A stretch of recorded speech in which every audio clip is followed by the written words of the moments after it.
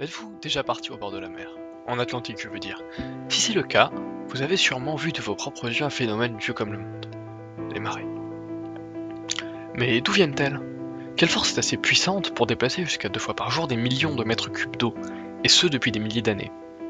La réponse est courte encore une fois, la gravité. En effet, les marées sont dues à l'attraction de deux corps, le Soleil et la Lune, qui exercent 2 fois plus de force que le premier. Leur différence de masse étant compensée par la distance qui nous en sépare. Pour le principe, nous n'allons parler que de la Lune, pour faciliter les explications. Notre satellite naturel exerce donc une attraction sur la croûte terrestre, mais, de par son aspect solide, cette attraction n'a quasiment aucun impact, 3 cm grand maximum.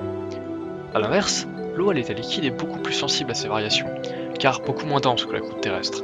C'est pourquoi l'eau, attirée par la Lune, monte en général 1 mètre en haute mer, là où l'attraction est la plus forte. Donc en toute logique, l'eau étant attirée vers le large par la Lune, les plages verront le niveau de la mer baisser.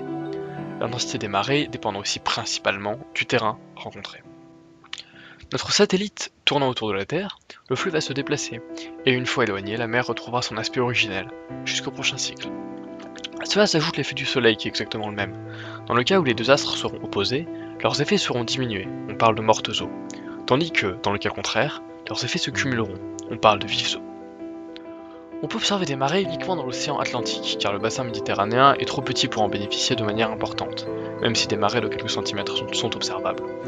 Et le flux de marées présent dans le Pacifique Sud sont déviés par la force de Coriolis, mais le phénomène est ici trop complexe pour l'exposer.